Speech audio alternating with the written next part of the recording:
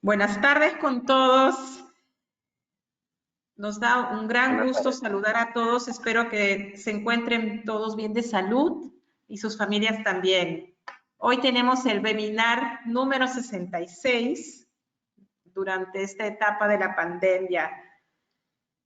Y hoy tenemos un invitado muy especial, nuestro socio premium SGS, para tratar un tema muy importante de salud, fundamental en la etapa esta del COVID. La bacteria Campylobacter y los retos y tendencias para la exportación de alimentos. Tenemos a Elbert Gala, líder de desarrollo de nuevos negocios en SGS, que nos comentará sobre cómo la inocuidad alimentaria se vuelve una oportunidad para acceder a mercados emergentes con el objetivo de generar crecimiento de negocio. Voy a dar un breve perfil de Elbert Gala. Ever tiene más de 20 años en experiencia en el sector de alimentos y actualmente es líder de desarrollo de nuevos negocios de SGS Perú. En su trayectoria ha contribuido como consultor estratégico en la inocuidad alimentaria y tiene participación activa en comités técnicos de INACAL y DIGESA.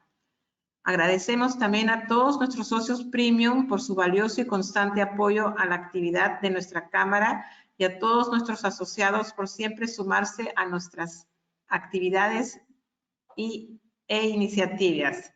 Gracias por su participación. Por favor, Ebert, adelante. Bueno, muchas gracias, Corín. Gracias por la deferencia.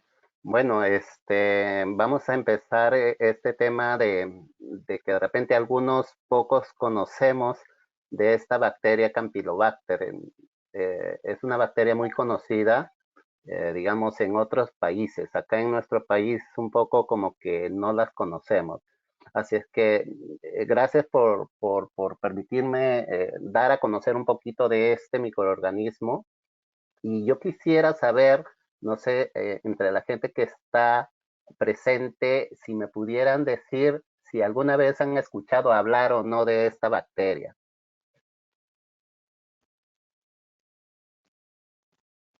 Ahí tienen como para interactuar, como para levantar la mano o escribir en el chat.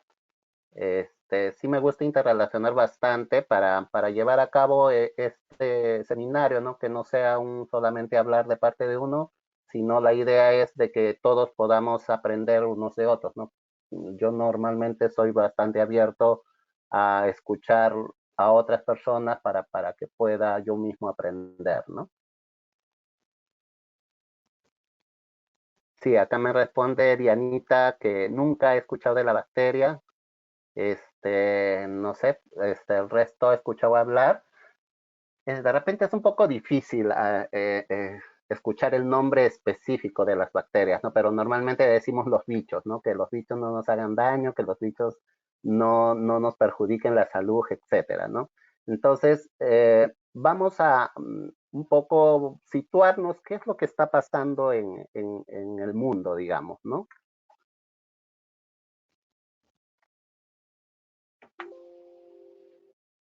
No sé si puedan visualizar la presentación. ¿La están visualizando bien?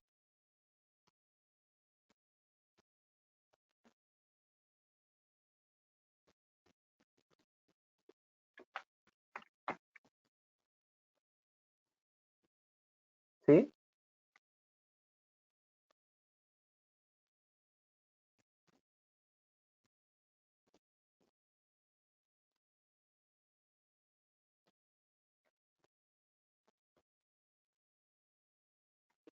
Listo. Entonces, vamos viendo a ver la presentación. Vamos a, digamos, a tomar 4 puntos en realidad. Los 3 puntos que es el conocimiento de la bacteria, cuál es la coyuntura mundial que hay actualmente respecto a este microorganismo y cuáles son las medidas de prevención y control que deberíamos de tener en la cadena alimentaria para garantizar que este microorganismo no sea una fuente de contaminación hacia los alimentos que consumimos, ¿no? Al final vamos a conversar un poco sobre las conclusiones y las situaciones que se pueden dar respecto a esta bacteria. Entonces, un poco como les hice la pregunta si alguna vez han escuchado hablar de esta bacteria. Bueno, hay dos personas que me comentaron ahí en el chat que no han escuchado hablar de esta bacteria. Entonces, vamos un poquito a situarnos qué está pasando en otro lado del mundo, ¿no?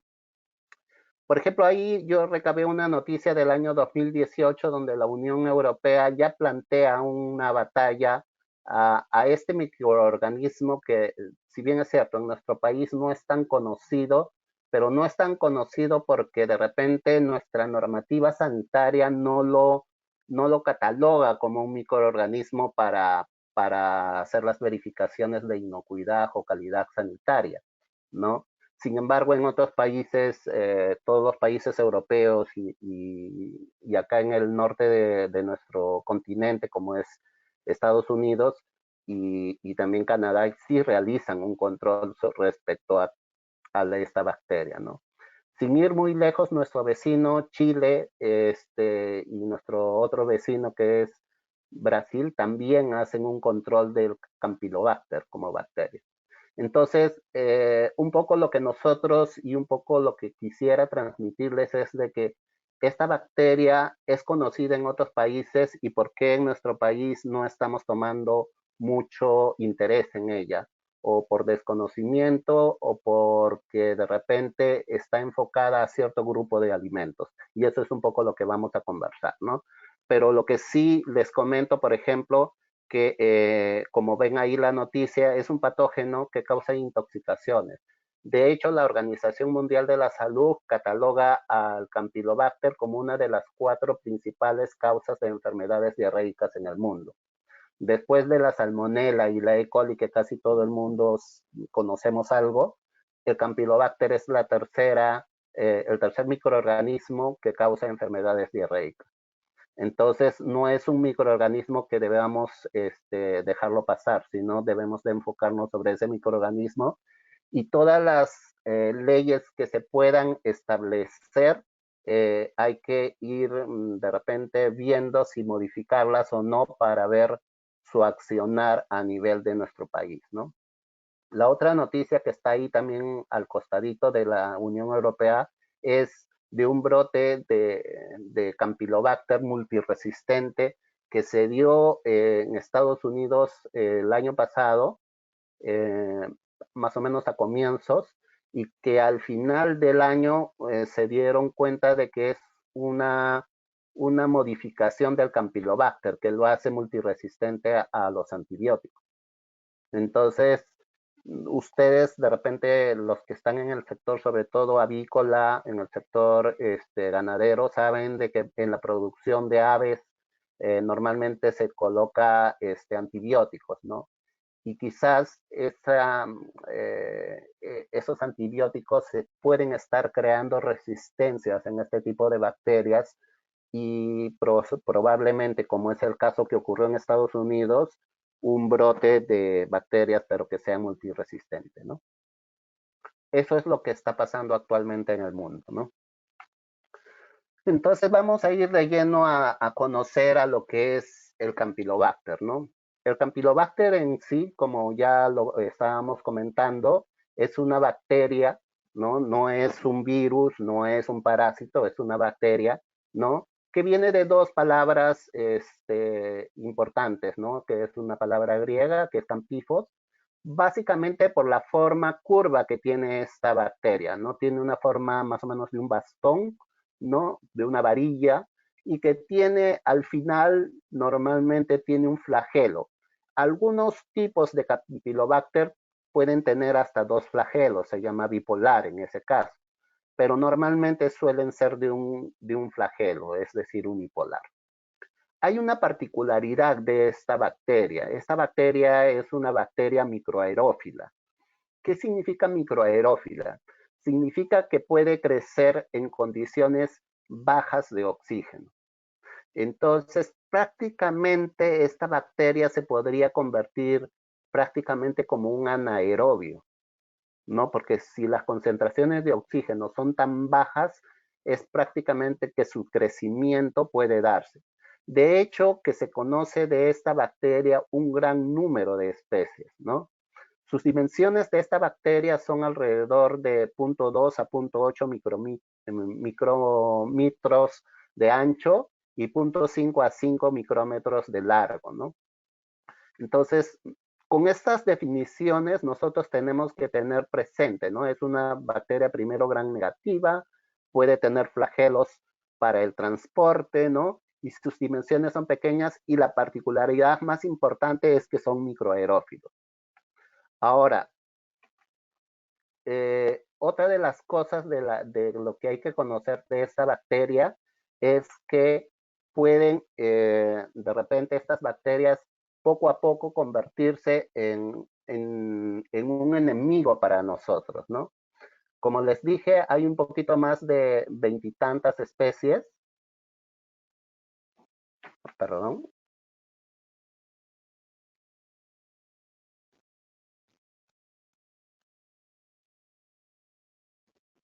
Justo estaba viendo algunas participaciones. Edwin sí conoce de la bacteria, causan enfermedades gastrointestinales, dice acá. En cámaras de frío, dice, tengo algunas experiencias en conservas de pescado. Muy bien. Eh,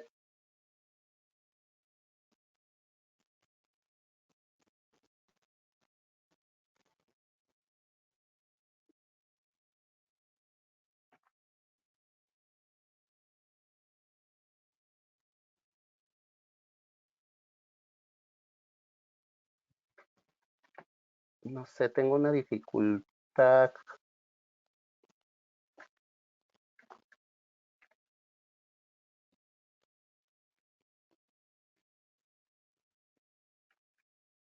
Ahí está. Tenemos otros tipos de bacterias del Campylobacter, como les dije, más o menos son 20 y tantas especies. De esas diferentes especies que hay de Campylobacter, más o menos la información que recabé de la Organización Mundial de la Salud a diciembre del 2014 es que hay 2 especies que todavía están provisionales de nombre y 9 subespecies todavía por definir.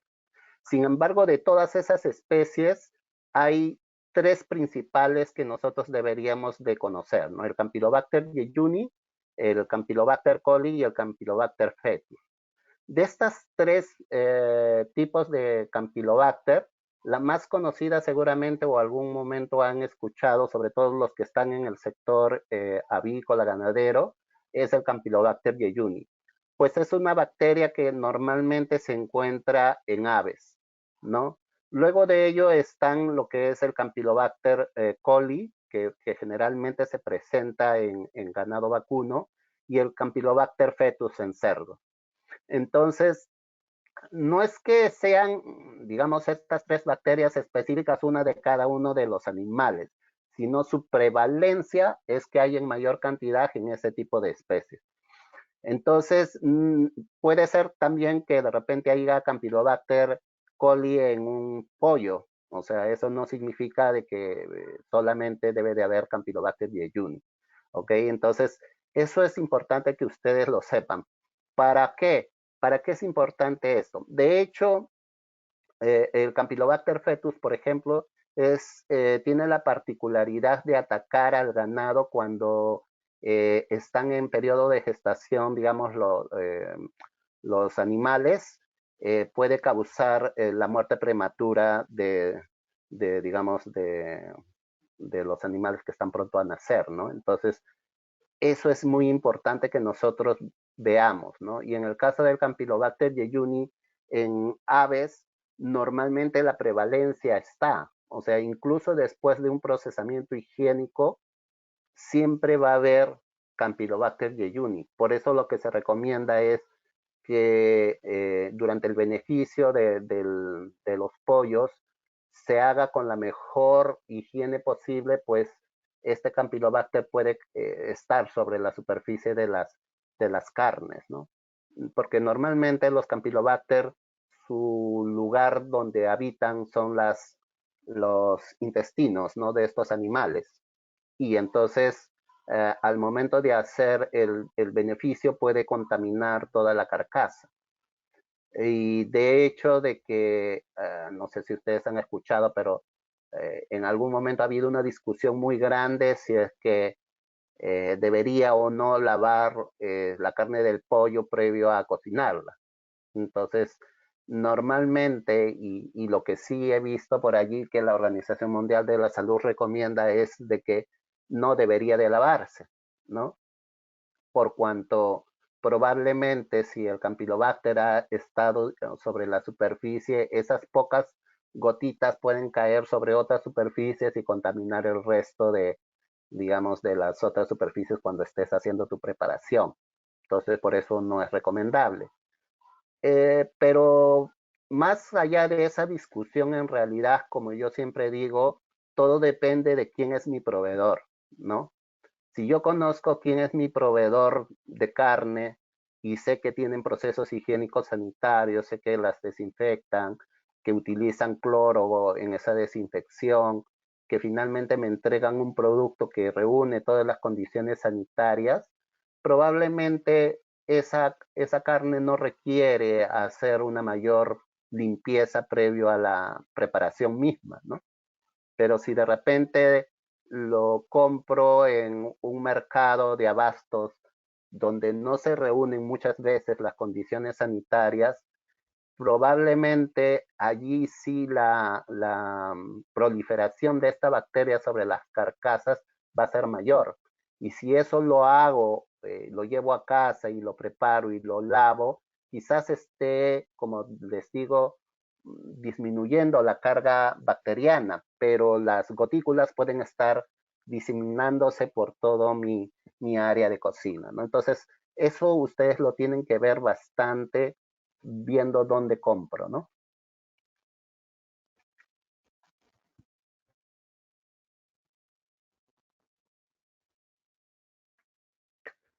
¿Cuáles son las características del crecimiento de estas bacterias, no?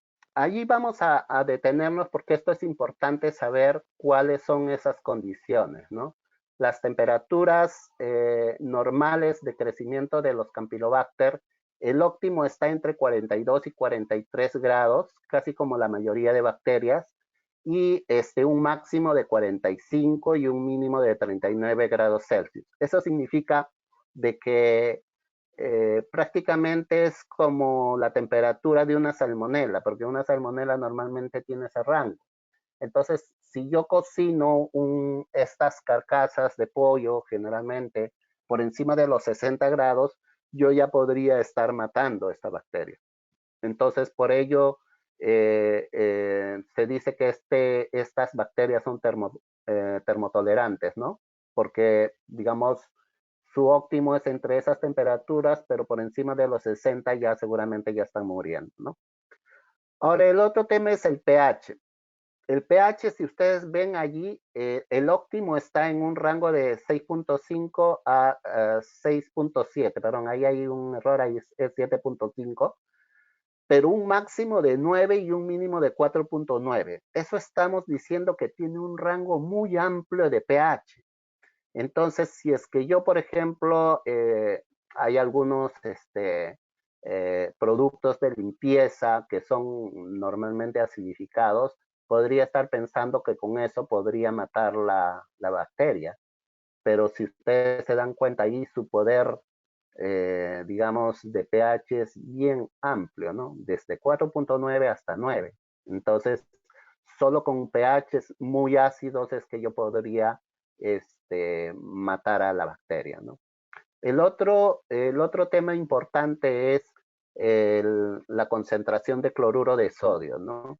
El óptimo para esta bacteria son concentraciones de 0.5 y digamos ya concentraciones mayores a 1.5% como máximo. Eso significa que por encima de ese valor ya nosotros podríamos estar matando la bacteria.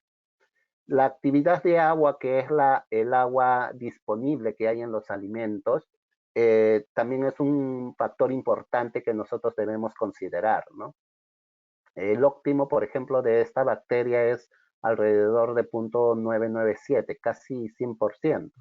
Entonces, es importante que nosotros veamos que si se le da condiciones, digamos, menores a 0.987 podríamos estar matando la bacteria porque prácticamente estaríamos teniendo actividades muy bajas de agua, ¿no? El otro tema es el tema de la atmósfera. Como les comentaba, esta bacteria es una bacteria microaerófila, es decir, que puede crecer en bajas concentraciones de oxígeno. Si ustedes ven allí, es prácticamente el óptimo es 5% de oxígeno y 10% de anhídrido carbónico. Esto nos podría dejar pensar que, por ejemplo, las condiciones que se dan por el transporte público, que te generan bastante CO2, y si se dan condiciones, digamos, de temperatura, de actividad de agua, sabemos que Lima es un lugar húmedo, y con estas condiciones prácticamente esta bacteria podría darse las condiciones para que esté presente. Entonces, por eso que esta es una de las bacterias que está ampliamente diseminada en todo nuestro planeta. Y sobre ella es que nosotros deberíamos de enfocarnos para ver qué hacemos para inactivarla, qué hacemos para inhibir su crecimiento, ¿no? Dentro de los temas de temperatura de inhibición, como ya hemos visto, prácticamente son valores mayores a 45 grados y menores a 5 grados Celsius, y la inactivación total sí se logra a partir de los 70 grados, ¿no? Y en el caso del pH, por debajo de 4 de pH, es prácticamente con eso estaríamos matando la bacteria, ¿no? Hay un tema importante que también se ve acá, que es la radiación en kilograys, ¿no? No es usual que en nuestro país se haga irradiación de los alimentos, sí en otros países, pero nuestra normativa contempla que se puede hacer. Lo único importante es de que si se hace, se coloque el sello de que es un alimento irradiado, ¿no? Y digamos, el valor óptimo para poder inactivar esta bacteria es de 2 a 3 kilogramos, ¿no? Mm, Hay algunos alimentos que de repente por desconocimiento no lo hacemos, esto es un paréntesis, eh, que anteriormente y se ha demostrado que se irradiaban, pero no se colocaban el sello de irradiación, ¿no? ¿No? Sobre todo aquellos alimentos que iban hace mucho tiempo, les estoy hablando para los programas sociales, por ejemplo, la famosa papilla, habían algunos productores de papilla que las irradiaban para disminuir la carga microbiana y no lo ponían en la etiqueta. Entonces, eso es importante saber porque las normativas de rotulado te indican que si un producto es irradiado, hay que colocar el sello de irradiación. ¿Okay? La enfermedad que nos produce el Campylobacter es como muy similar a la de la salmonela, ¿no? Salmonelosis, en este caso campylobacteriosis, ¿no? Lo que causa son síntomas muy parecidos al de la salmonela, es decir, fiebre, ¿no? Náuseas, dolor abdominal, dolor de cabeza, en algunos casos vómitos. Y generalmente esto te duran entre 3 a 6 días, ¿no? Hay documentos que te dicen que también que pueden oscilar entre 1 a 10 días. A veces eso depende mucho del sistema inmunológico, cómo está cada persona, ¿no? Pero eso es más o menos lo que nosotros, digamos, debemos de saber, ¿no? Cuáles son esos síntomas que se tiene. Y entonces, ¿qué es lo que pasa? Cuando alguien de nosotros nos enfermamos, digamos, de una diarrea, a veces no vamos al médico. Lo que hacemos es tomar nuestros agüitas, ¿no? Hidratarnos. Y si es muy complicado, vamos a la farmacia y pedimos un antibiótico y eso es lo que nos cura. Pero no sabemos cuál fue la bacteria que causó esta diarrea, porque tanto el Campylobacter como la Salmonella o la E. coli causan y tienen los mismos síntomas, muy parecidos. Entonces, la única forma de poder saber si realmente es una bacteria que es digamos, que se está produciendo por acá, deberíamos de ver si es que, si este microorganismo está o no presente, ¿no? Acá tengo una pregunta de Edwin. Edwin nos indica cuál es el límite máximo del microorganismo permitido. Una muy buena pregunta, Edwin. Mira, actualmente todas las normas a nivel mundial te hablan más enfocado hacia lo que es un control de buenas prácticas de manufactura, de buenas prácticas de higiene, ¿no? Entonces, por allí está el control. Sin embargo, no se ha podido definir exactamente cuánto es el límite máximo. Sin embargo, a partir del 2018, como vieron la noticia, en Europa sí se comenzó a hacer un estudio más o menos desde el año 2010, ¿no? De un estudio de que cada país tenía que reportar la cantidad de bacterias que deberían en este caso de Campylobacter, y si ha habido, digamos, alguna enfermedad por campylobacteriosis, tendría que estar contestándolo, ¿no? Publicándolo. Y cuando hubo esas publicaciones, digamos, de los países europeos, se dieron cuenta que la prevalencia, más o menos, como les digo, en 2010, eran bastante altas el Campylobacter. Entonces ellos se trazaron una meta de reforzar las buenas prácticas para reducir, digamos, la aparición de esta bacteria en las carcasas que ya van directo al consumidor. Entonces, en el 2018 se publicó recién una información hacia un grupo digamos, de población, en este caso, hacia un sector de producción que es el sector avícola. Solo actualmente que yo tenga conocimiento, en el sector avícola hay un valor que es más o menos de 1000 unidades formadoras de colonia como máximo, ¿ya? Siempre y cuando se tomen alrededor de 50 muestras, ¿no? Y de esas 50 muestras, dependiendo del estudio, lo pueden revisar de repente, o si gustas, te puedo pasar la información de la ley europea. Más o menos el plazo de adecuación está al 2024, si mal no recuerdo, donde hay un criterio de aceptación que dan de esas 50 muestras y hay un número que máximo aceptable, creo, de 20 o 10 muestras en las cuales no debería de pasar estas 1000 unidades formadoras de colonia de Campylobacter. ¿Okay? No sé si con eso resolví tu pregunta. Vamos a continuar, ¿sí?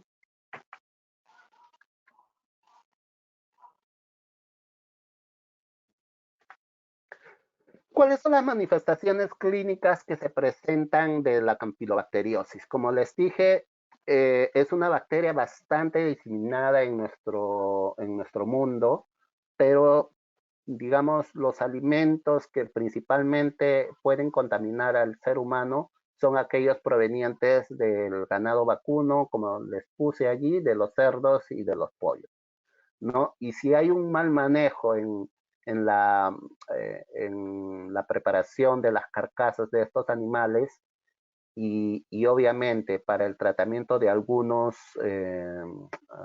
productos que no tienen un tratamiento térmico, como por ejemplo la elaboración de quesos frescos o leche cruda, no podría transmitirse de esa forma al hombre.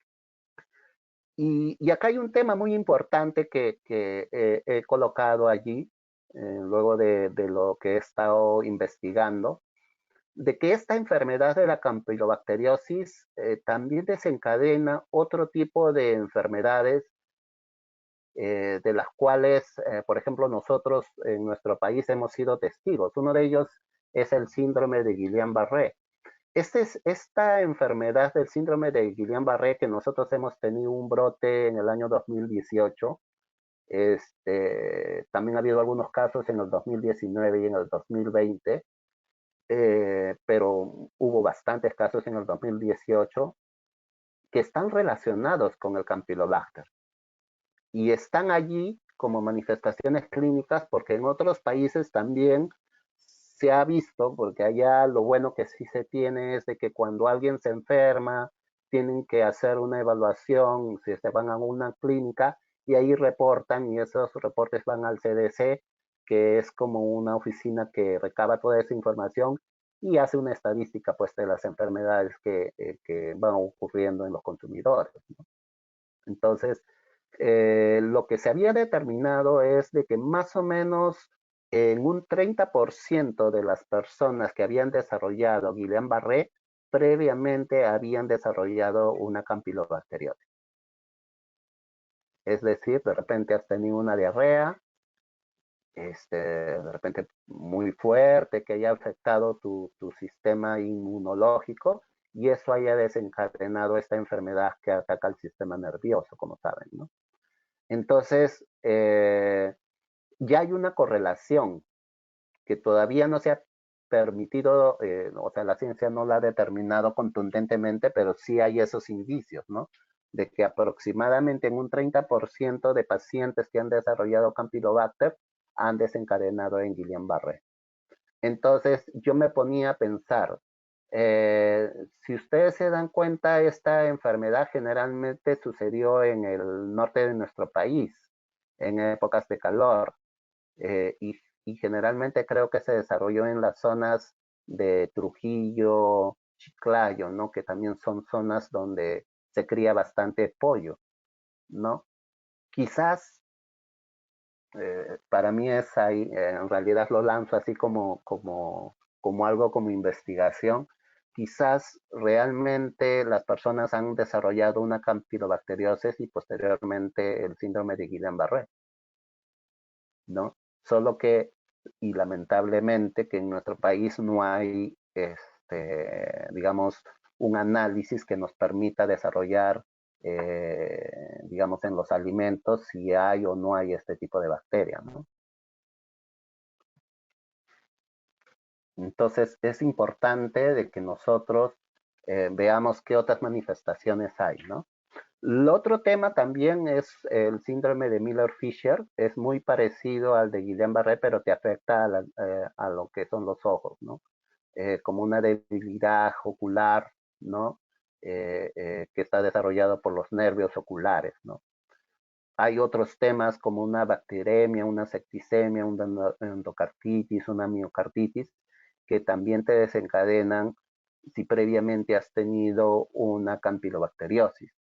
Entonces, hay unas que están como interrogante porque todavía no se ha podido determinar, pero sí hay algunos indicios de que pueden desarrollar ese tipo de enfermedades adicionales, como un cáncer colorectal, ¿no? Un esófago de Barrett, que son síndromes, no un reflujo gastroesofágico. Entonces, todos esos, digamos, manifestaciones clínicas que a veces uno no sabe, me dio síndrome de Guillain-Barré y no sabes por qué te dio, ¿no? Entonces, ya nosotros como país deberíamos de estar haciendo alguna investigación al respecto para poder determinar si de repente los animales que estamos consumiendo tienen elevado contenido de Campylobacter y esto nos está afectando, ¿no? De hecho que nuestro país, cuando vienen turistas de otros países, ¿no? Tienen lo que normalmente se conoce como la enfermedad del viajero, que justamente es una diarrea. Y de repente es porque, de repente digo, nuestro sistema inmunológico ya está adecuado a una carga bacteriana muy alta y nosotros consumimos los alimentos y no nos afecta, ¿no? Es un poco como actualmente lo que está pasando con el SARS-CoV-2, ¿no? O sea, pienso yo de que la forma como está nuestro sistema sanitario actual ha hecho de que de repente nuestro sistema inmunológico sea demasiado fuerte, porque hay muchas personas asintomáticas y desarrollan, o sea, una breve gripe, esto, pero cuando se le hace un control molecular de SARS-CoV-2 salen que están contaminados, ¿no? Entonces puede estar pasando esa situación, pero la única forma de demostrarlo es haciéndose estudios, investigaciones, ¿no?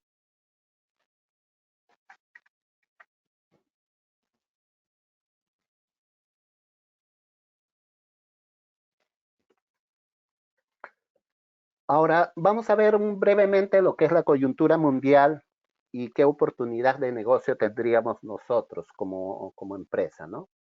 Entonces, estos son los datos oficiales de la Organización Mundial de la Salud. Miren, allí es reciente, es mayo del 2020, ¿no? Y ahí justamente hablan del Campylobacter como una de las 4 principales causas de enfermedades diarreicas. Aparte, como les dije, de la E. coli, la salmonela, la otra en realidad no es una bacteria, es un virus, es el norovirus, como un causante también de enfermedades diarreicas. Entonces, esos 4, no he tocado el norovirus, pero sí me gustaría tocar más adelante, ¿no? Pues es un poco como que la tendencia a nivel mundial, ¿no? Están apareciendo virus que son más contaminantes, ¿no? El SARS-CoV-2 es un ejemplo de ello. Están apareciendo virus, no sé si ustedes escucharon, pero ya hay una nueva alerta mundial, más o menos que se dio en julio, ¿no? Por el famoso virus del G4, que lo transmite el cerdo y que ya también ha salido en China y que ya ha llegado a algunas personas que se han enfermado, también desarrollan una enfermedad mucho más infecciosa que el SARS-CoV-2, solo que, digamos, está controlado porque las personas que lo tienen, que son portadores, o sea, no han desarrollado la enfermedad, pero son portadores. Entonces, están apareciendo muchos casos a nivel mundial que nosotros deberíamos ya de tener presente y enfocarnos a hacer controles sobre ellos, ¿no? Sobre estas bacterias emergentes y sobre estos virus que están apareciendo, ¿no? Los casos de campylobacteriosis, como les dije, en la Unión Europea, ellos iniciaron los estudios más o menos en 2010, y lo hacen, como les digo, anualmente. Esta es la última información que pude yo recabar de lo que informó Europa, ¿no? A la Organización Mundial de la Salud. Y en este reporte, si ustedes ven, prácticamente países desarrollados, como son Alemania y el Reino Unido, son los que tienen mayor cantidad de casos. Si ustedes se fijan, miren, Alemania, 67.800 casos y el Reino Unido, 65.000 casos. Entonces, uno puede pensar, oye, pero son países desarrollados y tienen la mayor cantidad de casos, ¿no? Entonces, es algo como para que nosotros pensemos, ¿no? Si realmente nuestro sistema sanitario, si en otros países que tienen sus sistemas sanitarios más robustecidos, ¿cómo será en nosotros si es que hacemos un estudio, ¿no? Lo que sí, sí quisiera hacer notar también, si ustedes se fijan abajo, los números como que no han subido mucho, ¿no? Están en 236.000 casos en 2014 y 248.000 en 2018. O sea, casi como que se ha mantenido estable, pero sí un ligero crecimiento. Entonces, eso es un poco lo que está haciendo Europa, ¿no? Europa está haciendo un control mucho más enfocado hacia las buenas prácticas, de repente en los mataderos, de repente en las granjas que crían, etcétera, para reducir la prevalencia de eso, porque de repente, si ustedes se fijaron datos más anteriores, los datos estaban alrededor de 800.000 casos. Entonces, sí ha habido una gran mejora en Europa frente a esto, ¿no? Y en Estados Unidos también, o sea, en Estados Unidos hay algunos casos digamos, de Campylobacter. En ese caso, aproximadamente hay 20 casos por cada 100.000 personas, es fuente del mismo CDC de Estados Unidos, que es el Centro de Enfermedades, de Prevención y Control de Enfermedades allá. Entonces uno puede decir, ah, pero son 20 casos por cada 100.000, ¿no? Pero hay un control, se sabe eso. Acá no sabemos si hay. En realidad, acá en nuestro país, los pocos estudios de los cuales he podido yo investigar han sido más investigaciones de tesis, ¿no? De alguien que haya hecho alguna publicación, ¿no? Ahí están, por ejemplo, los datos de Fernández en el 2011, que es prácticamente un trabajo de investigación, pero no algo, digamos, de como gobierno, como autoridad, en este caso del MINSA, que haya hecho el estudio al respecto, ¿no? Entonces, y si se dan cuenta, son datos del 2011, ¿no? He buscado información en internet, en las páginas del MINSA, en las páginas de DIGES, en las páginas de SENAI, y en realidad no hay estudios de este tipo. Pero sí lo que quisiera resaltar es, si se dan cuenta en las muestras de control, en el caso peruano, hubo en las muestras de control también prevalencia, es decir, en las muestras de control son personas que supuestamente no están enfermas por Campylobacter, pero sí tienen Campylobacter. Ese es un poco lo que les decía. De repente nosotros ya hemos creado algún tipo de resistencia y no lo sabemos. Y está rondando por ahí el Campylobacter en nosotros. Entonces, eso es importante que ustedes lo vayan evaluando. ¿Okay? Estos son los casos reportados en Europa, ¿no? Específicamente en enfermedades zoonóticas que están apareciendo allá. La principal enfermedad, ¿no? que causa en humanos justamente es el Campylobacter, ¿no? Causan campylobacteriosis. Miren, la barra más alta es referida a Campylobacter. Después de ello viene la salmonela, es decir, la salmonelosis, y de ahí infecciones STEP, que son causadas por las E. coli, ¿no? Por los diferentes tipos de E. coli que hay. Y de repente nosotros no hacemos acá evaluaciones, pero la Yersinia también es otra de las bacterias que están por allí creciendo, ¿no? Es como una bacteria emergente. Y los casos de listeria, ¿no?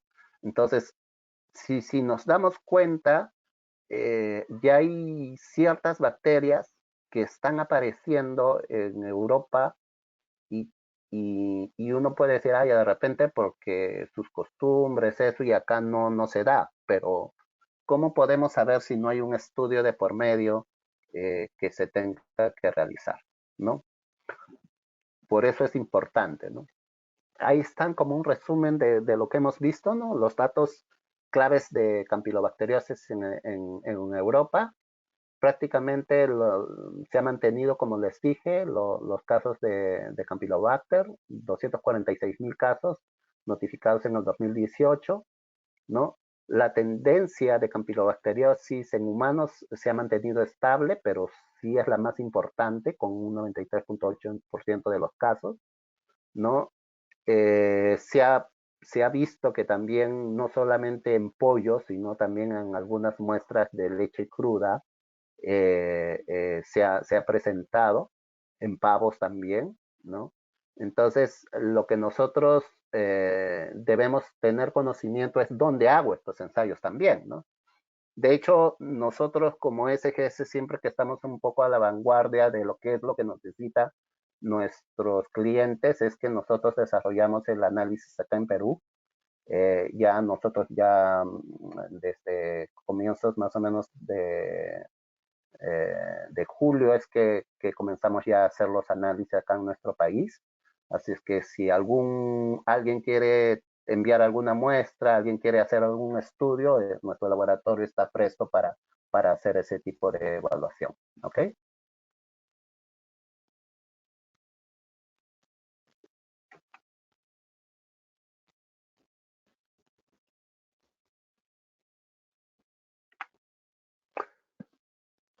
Acá va un poco hacia lo que les decía, ¿no? ¿Cómo nosotros podemos abordar este tema?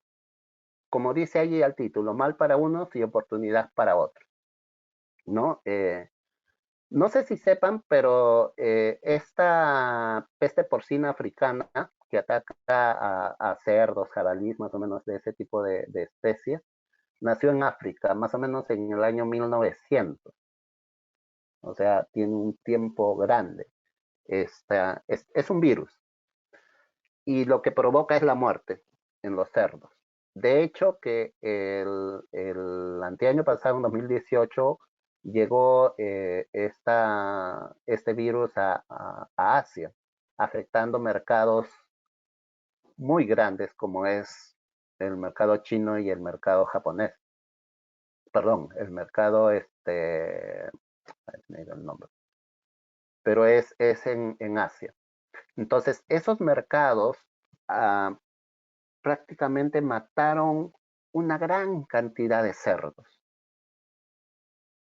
Y obviamente, al matar todos los cerdos, porque la única manera de evitar la propagación del virus es matando a los cerdos para que el virus no se propague.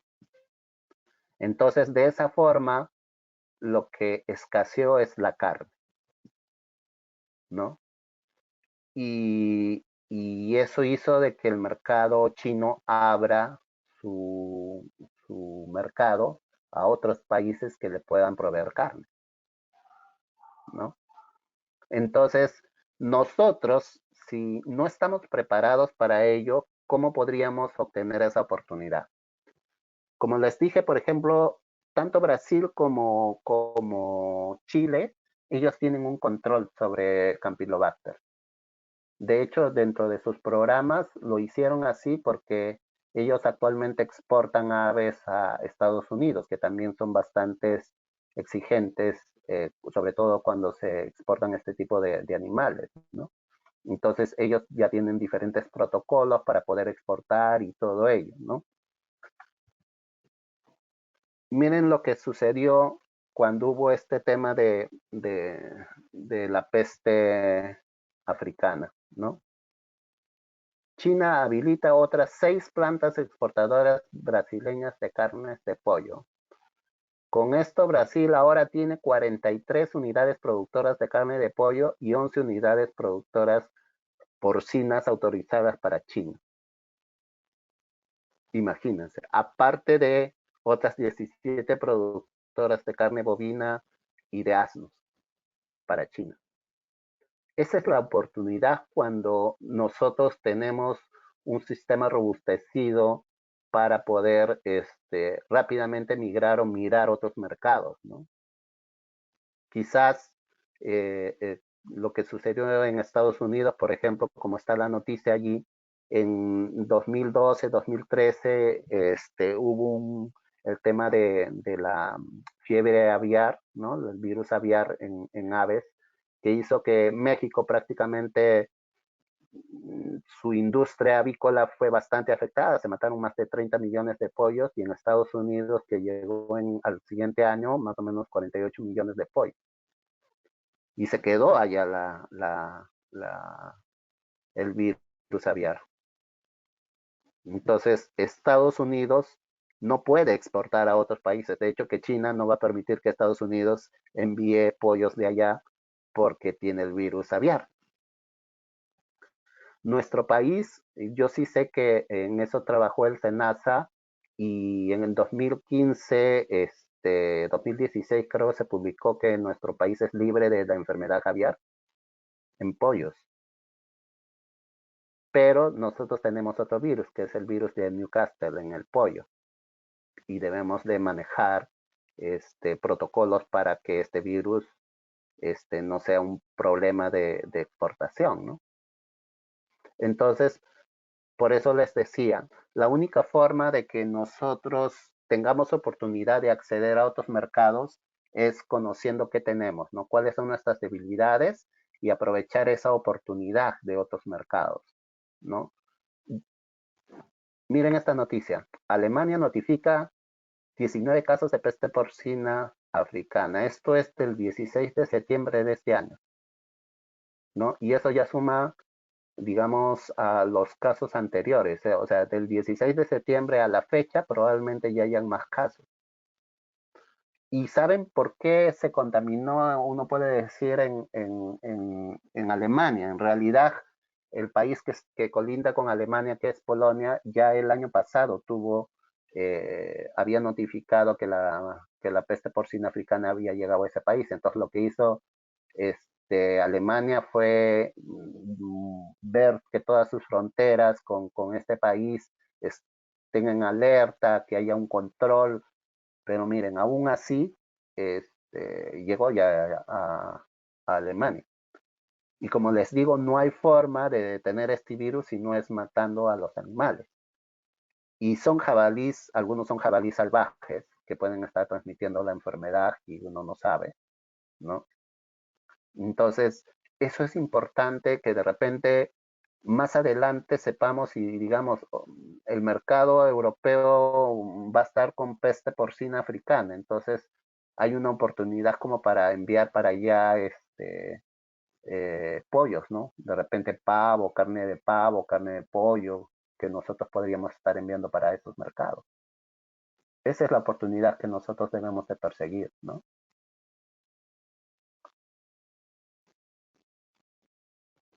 No sé si hasta ahí tienen alguna pregunta.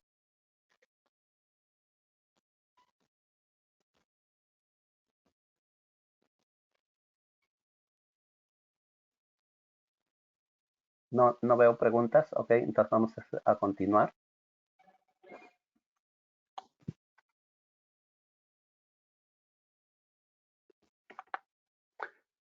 Y entonces vamos a entrar a las medidas de prevención y control en la cadena alimentaria, ¿no? Las únicas, como les decía, y justo lo que uno de sus compañeros que está en el chat decía, ¿no? ¿Cuáles son los límites que debo de establecer, ¿no? Entonces, antes, como les dije, que en realidad que los límites, las medidas generales de inocuidad siempre se basan en programas prerequisitos, principios generales de higiene, buenas prácticas de manufactura, buenas prácticas agrícolas, buenas prácticas de almacenamiento, ¿no? Entonces, esa es la base en realidad para lograr que los sistemas de gestión de inocuidad alimentaria estén fortalecidos. Obviamente el sistema HACCP como un sistema de control de peligros va a hacer que estos sistemas de gestión estén más robustecidos. De hecho, muchas de los países están siguiendo lo que hizo Estados Unidos de cambiar su legislación alimentaria, ¿no? Ustedes saben que ahora su legislación alimentaria está enfocada más hacia una evaluación de riesgos más que una evaluación de peligros, ¿no? Entonces, y ya los sistemas de gestión de inocuidad alimentaria como el FCC 22000, el BRC, el SQF, también ya se están enfocando en esas ideas, ¿no? De lo que yo debo de evaluar son los riesgos, más que en sí el peligro, sino el peligro siempre va a estar, pero el riesgo es lo que va a hacer de que se dé o no el peligro, ¿no? La probabilidad de ello, ¿no? Entonces, nosotros debemos de ver esa forma para poder, digamos, hacer de que nuestro sistema de inocuidad alimentaria esté lo más robusto posible, ¿no? ¿Cuáles son las medidas de prevención que deberíamos de tomar entonces en la cadena alimentaria para combatir al Campylobacter, ¿no? Obviamente en lo que es la producción primaria, ¿no? En lo que es el transporte, el beneficio, el empacado y la distribución, ¿no? Estos son, digamos, los puntos que deberíamos nosotros atacar. Entonces, si vamos hacia cada uno de esos puntos, lo que diríamos es reforzar las prácticas de higiene, ¿no? La principal de todas, no digamos que son las únicas, pero todo está enfocado hacia lo que es la higiene, ¿no? Un correcto lavado de manos. De hecho, que esto también nos va a ayudar a reducir la proliferación del virus, pero y la higiene personal, si ustedes se dan cuenta allí, son duchas, si se dan cuenta, no sé si se ve bien la foto, pero es un pasaje grande. Normalmente esto se da en las granjas, ¿no? En las granjas avícolas, eh, los criaderos de huevos, ¿no? Para obtener huevos para exportar o para consumir, y entonces allí la bioseguridad es bastante importante, ¿no?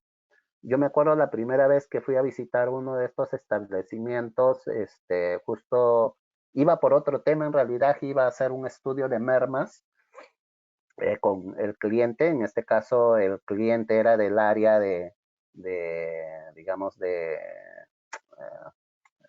estadística, o sea, no tenía nada que ver producción, pero él lo que me dijo es de que igual como yo le había pedido un recorrido al establecimiento, entonces me dijo, lo acompaño, ¿no? Entonces fuimos con él y llegando nomás a la planta, lo que primero que nos dijeron, bueno, llenamos una ficha donde teníamos que declarar si habíamos estado o no enfermos unos días antes, una serie de preguntas para poder ingresar a planta.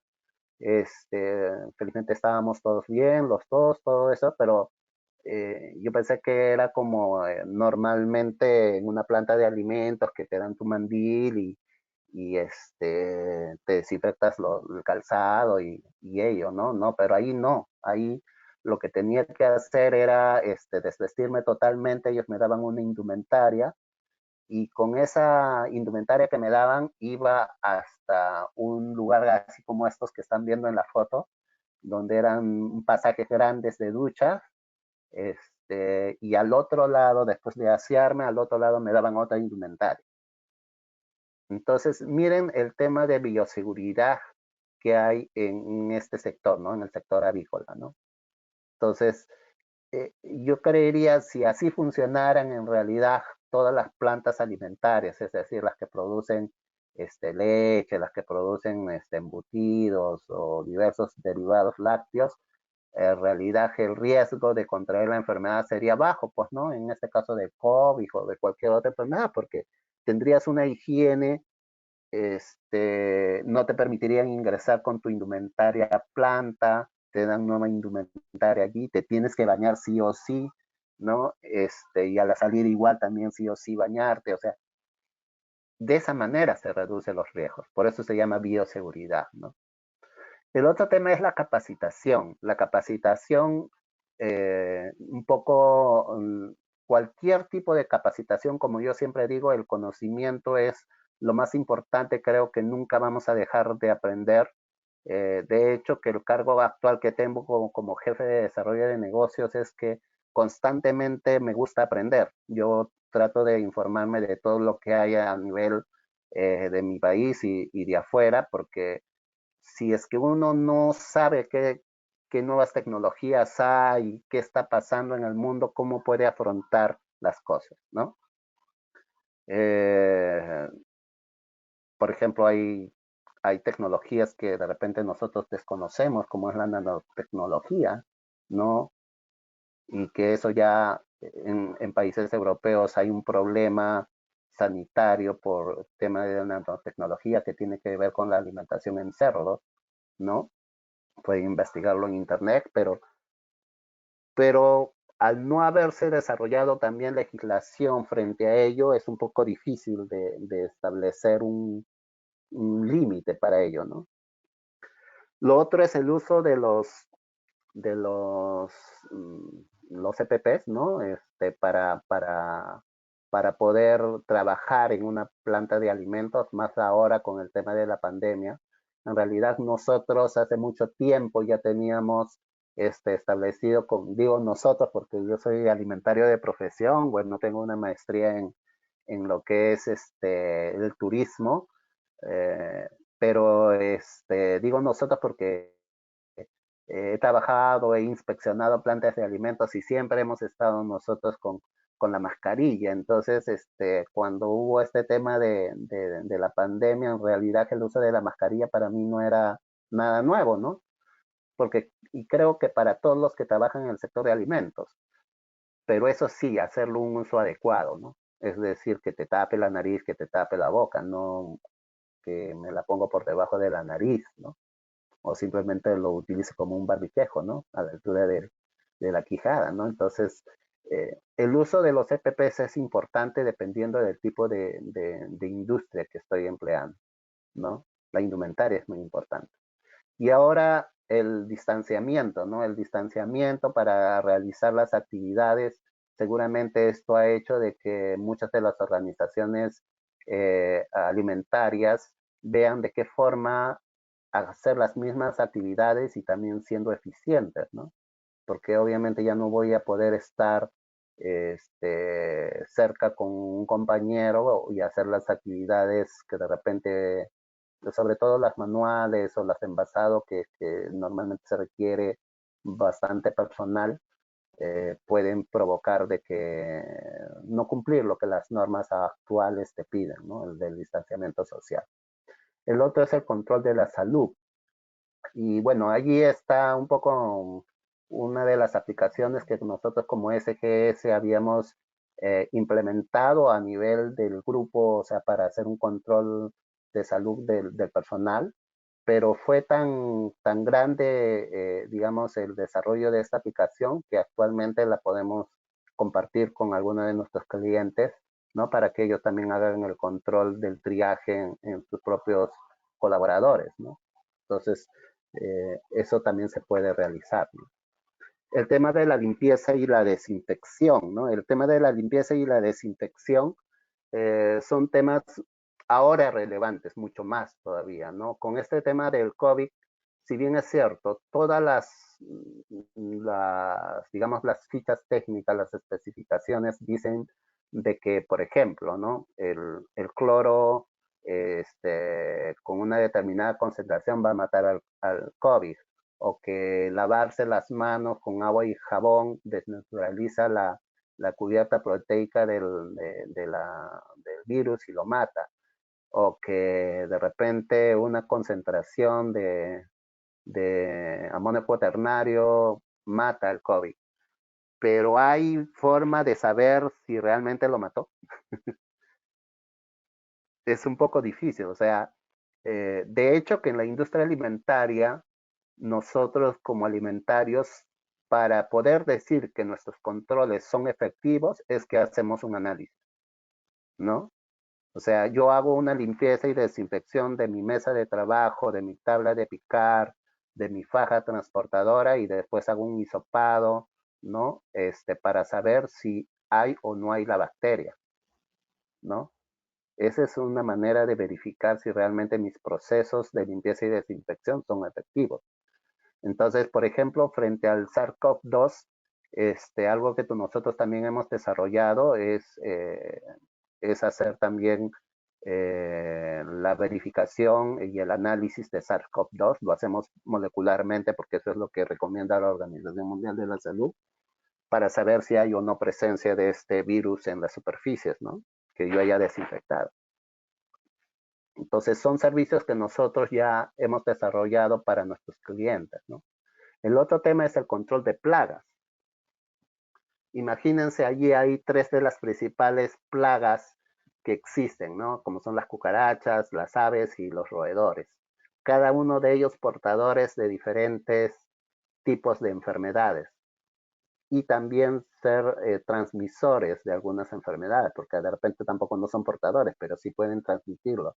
Por ejemplo, las cucarachas en sí no, ellos por sí solas difícilmente te transmiten una enfermedad, pero sí pueden en sus patas, en su cuerpo, traer las bacterias y esas enfermar. A diferencia de los roedores y las aves que sí podrían infectarnos a nosotros, ¿no? Pero más que ello, un control de plagas está orientado fundamentalmente, como dice allí, control, es decir, evitar el riesgo de que estos, digamos, animales proliferen dentro de una planta de alimento. Eso no significa de que en algún momento no vayan a aparecer. Pueden aparecer, porque al ser una fábrica de alimentos, de por sí se vuelven un atrayente para estos animales. Lo que hay que hacer es un control, porque lo que nosotros no hacemos es una erradicación de estos animales. Es como que extinguiríamos una especie. Lo que nosotros tenemos que hacer es control para evitar que estos ingresen a nuestras plantas o hacer mecanismos para ahuyentarlos y que no se acerquen a nuestra planta. Entonces, por eso a veces yo mucho discrepo cuando un establecimiento tiene todos los protocolos, sus controles son efectivos, o sea, hay un control de por medio y que por allí aparezca pues un, no sé, un ratón, pero tú ves que todo esté limpio, impecable y justo aparece un ratón, ¿no? Ya matarlo a esa industria. Yo creo que no. Yo creo que hay que evaluar cuál fue la causa de ese ratón, por qué estuvo allí, si tengo todas las medidas y si realmente fallé, obviamente voy a hacer una acción correctiva para que eso no me vuelva a suceder, ¿no? Entonces, eso es importante que nosotros debamos reforzar. El otro tema es la gestión de proveedores. La gestión de proveedores se ha vuelto en una parte relevante a nivel mundial, ¿no? De hecho, que parte del FISMA de la regulación americana le ha dado mucho peso a esta gestión de proveedores. Es por eso que las mismas autoridades del FDA vienen a hacernos inspecciones acá a nuestro país, ¿no? A las plantas que quieren que lleguemos productos allá a Estados Unidos, ¿no? Entonces, nosotros deberíamos de ver si efectivamente tenemos o no una buena gestión de proveedores, ¿no? Tanto de materias primas, insumos y de servicios, ¿no? Porque a veces muchos nos enfocamos en los productos, en los insumos, es decir, en insumos y materias primas, pero descuidamos a veces el servicio, ¿no? Un servicio de control de plagas me puede generar, si no lo hago bien la elección, me puede generar en realidad más plagas o generar resistencia de la plaga que hay dentro de mi establecimiento.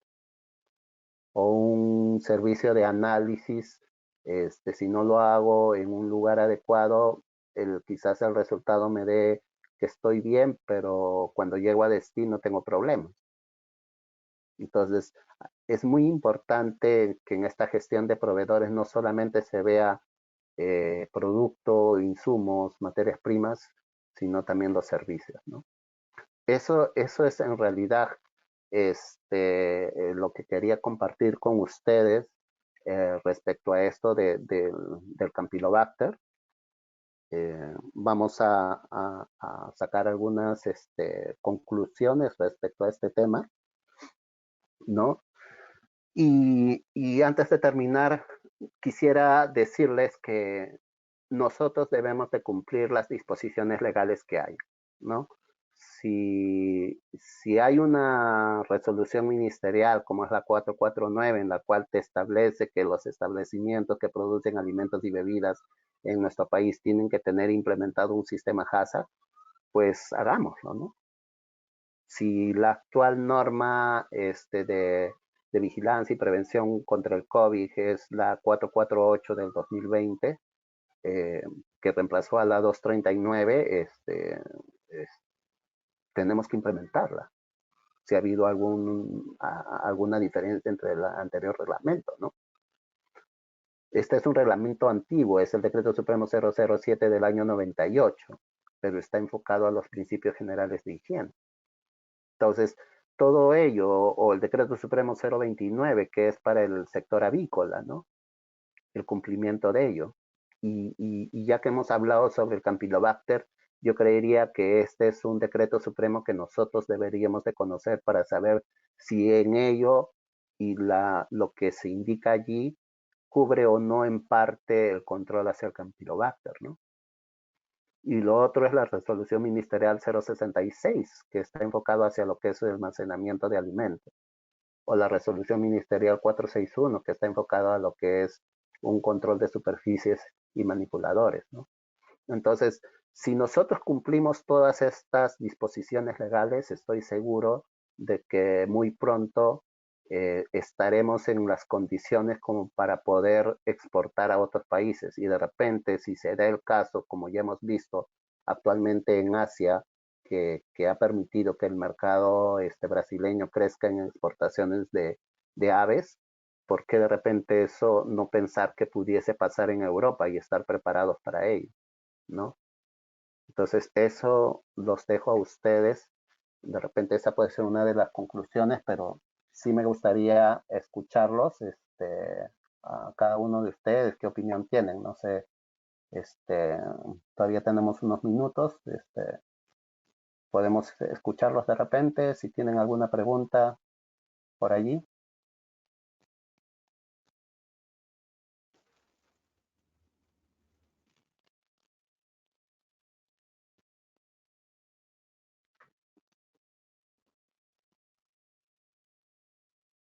Les he activado sus micros.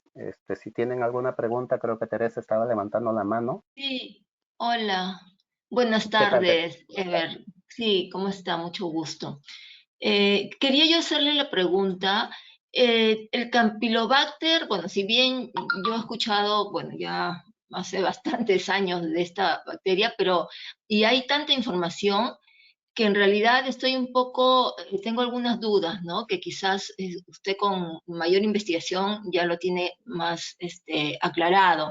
Pero tengo entendido que esta bacteria es parte de nuestro organismo, es parte también de prácticamente del ambiente, ¿no? O sea, es una bacteria, digamos, que convive con nosotros y que en realidad prácticamente tenemos que ser amigos, por decir, ¿no? De esta bacteria.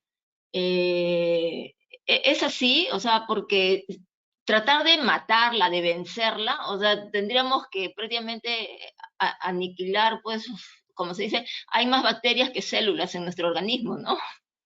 Sí, sí, claro. Muchas gracias por tu pregunta, Teresa. Justamente por eso les decía, en realidad, lo que hacen la mayoría de los países es enfocar hacia un tema de buenas prácticas.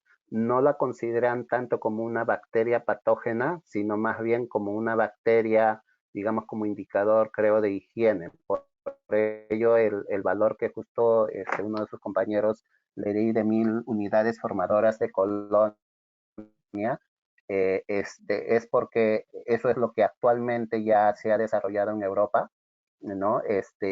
Y de esa forma, en ese estudio que están realizando, porque todavía siguen en estudio, ver cómo va evolucionando las buenas prácticas para reducir la cantidad, ¿no? Porque definitivamente no vamos a poder eliminarla, porque es difícil, pero sí lo que se requiere es de que esta bacteria, digamos, por eso no está enfocada como una detección, ¿no? Que no haya, sino como un número, ¿no? O sea, reducir la cantidad para que se reduzca la incidencia de enfermedades diarreicas en las personas, ¿no? Ok. No Y sé otra si con eso preguntita, si me te contesto. permite. Sí, Ya, sí, otra claro. preguntita, si me permite. En las aguas, digamos, en todos los países, el agua de la llave, el agua del caño, ¿esa bacteria vive así, digamos, en el agua o solamente es cuando están ya en contacto con el organismo vivo, o sea, con bueno, con el ser humano? ¿O vive también así independiente, digamos, en el agua? ¿Hay presencia en el agua del caño de Campylobacter? No, es difícil que haya la presencia de Campylobacter, como les decía, digamos, luego de un tratamiento de agua potable, porque en un tratamiento de agua potable lo que se hace es reducir justo la carga microbiana, ¿no? Y se deja un efecto residual de cloro para que cualquier cantidad de bacterias se reduzcan al mínimo, ¿no? Entonces es poco probable que se dé. Lo que sí podría haber es una contaminación cruzada de algún lugar, no sé, de unas aguas residuales donde sí puede haber Campylobacter y estas contaminar, ¿no? Pero es poco probable. Por eso que dentro de los microorganismos referentes para agua potable no está considerado el Campylobacter. Ok, muchas gracias.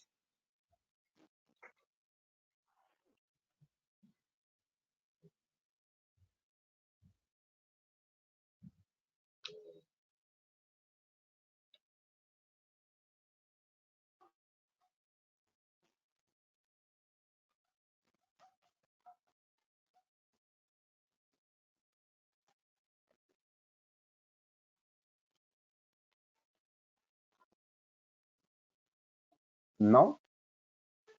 Ok, entonces, bueno, las conclusiones que nos llevamos entonces, primero es de que no hay una normativa peruana ¿no? Que dentro de, sobre todo, aquellos alimentos que son de alto riesgo de prevalencia de Campylobacter, como es sobre todo el carnes o alimentos crudos como es de repente un queso fresco o una leche cruda, contemplen este microorganismo, ¿no? Como control.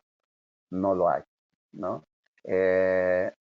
Otra de las conclusiones es que deberíamos de trabajar, en este caso las autoridades sanitarias y nosotros como técnicos, ver de que esta bacteria se incorpore dentro de repente de los criterios de control microbiológico para poder tener una herramienta de control. Los casos de que les comenté de Guillain-Barré podrían estar relacionados, solo que no hay estudios. Entonces, sí hay una preocupación por ello, ¿no? Y si nosotros llevamos un buen control, tenemos nuestras prácticas de higiene, que de hecho que sé que las tenemos, seguramente vamos a tener todas las herramientas como para poder exportar a otros mercados, ¿no? Como actualmente lo están haciendo nuestros vecinos de Chile y de Brasil, ¿no? Bueno, eso sería. Muchas gracias en realidad por su tiempo. Espero que les haya servido y gustosos más adelante para cualquier otro comentario o pregunta, ¿no? Gracias. Muchísimas gracias, Ebert. Muchísimas gracias a todos los participantes. En nombre de Corinne Schirmer, nuestra gerente general, tuvo que salir a una conferencia, pero muchísimas gracias a todos, a SGS, por confiar también en nosotros y ya nos estamos viendo para otra oportunidad. Muchas gracias. Gracias a ustedes.